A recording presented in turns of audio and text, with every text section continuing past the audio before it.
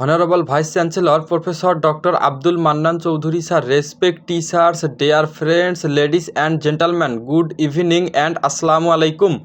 Today I feel proud to speak here.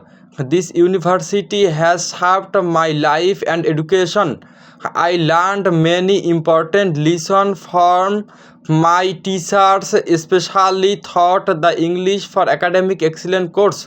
I am very thankful to our Honorable Vice Chancellor, all teachers and university staff for their support and guidance. Today we are entering real life. We will face challenge, but your teachings will guide us. I seek your blessing for a bright future. Thank you very much. Assalamu alaikum. Thank you, sir.